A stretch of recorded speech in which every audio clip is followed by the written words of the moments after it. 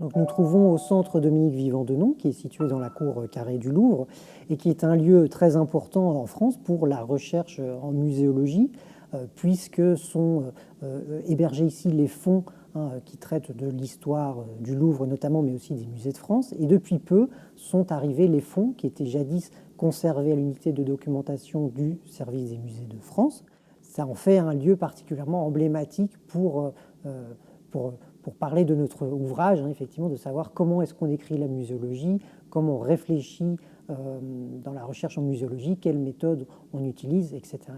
La recherche en muséologie, ce n'est pas spécialement et uniquement, on pourrait dire, la recherche qui existe dans les musées. La recherche dans les musées, c'est une recherche qui est souvent disciplinaire, en fonction, par exemple, au Louvre, de l'histoire de l'art, de l'archéologie, une recherche sur les collections. En revanche, au Louvre, on fait aussi de la recherche, par exemple, sur les publics, ou bien, comme ici au Centre Dominique Vivant-Denon, une recherche sur l'histoire, sur l'actualité des musées, sur leur développement, sur leur relation avec la société, etc. Et là, on est véritablement dans de la recherche en muséologie, soit une recherche plutôt appliquée, comme notamment toutes les enquêtes au niveau de la fréquentation, etc., sur les visiteurs, soit effectivement beaucoup plus sur le sens, l'histoire des musées, le futur, les développements, la transformation, on pourrait dire, du champ muséal, puisqu'il y a quelque chose qui a existé avant les musées et quelque chose qui existera probablement après les musées. On a essayé de définir cette littérature à partir de 6 grandes thématiques. Alors la première, on l'a définie de synthèse, donc c'est tous les ouvrages qui essayent d'avoir une vision d'ensemble sur la muséologie, l'histoire des musées, la pensée sur le musée.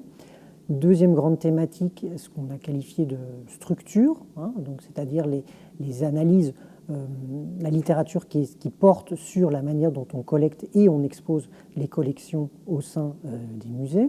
Troisième grande thématique qu'on a qualifiée de technique, les techniques, c'est-à-dire toute cette littérature qui aborde la conservation, la restauration, la régie des œuvres, donc une littérature très technique. Quatrième grande thématique, c'est ce qu'on a qualifié d'organisation, donc c'est toute cette littérature qui aborde l'organisation du champ muséal, les professions qu'on y trouve, les lois, les stratégies marketing, etc., qui régissent donc l'organisation des musées. Cinquième grande thématique, c'est la littérature sur les publics, qui essaie de comprendre et d'aborder les publics, les différents types de publics. Et enfin, une sixième thématique qu'on a qualifiée de pouvoir contre pouvoir, qui aborde les musées d'un point de vue plus activiste, dirait-on, en abordant le rôle social de ces institutions, les relations avec le politique, etc.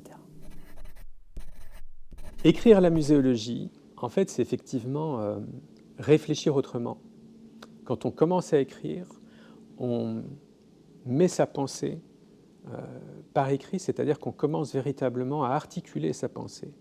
C'est à partir du moment où on écrit, comme l'un des collègues de la Sorbonne Nouvelle, Bruno Péquignol, le disait, on écrit toujours trop tard, notamment pour un mémoire, pour une thèse, etc.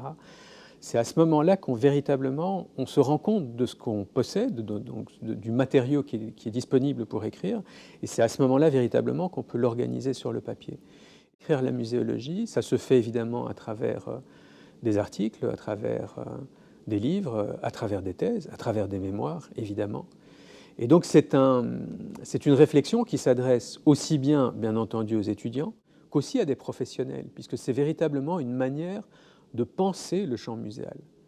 C'est à partir du moment où on commence à écrire que tout d'un coup on pense et qu'on repense différemment.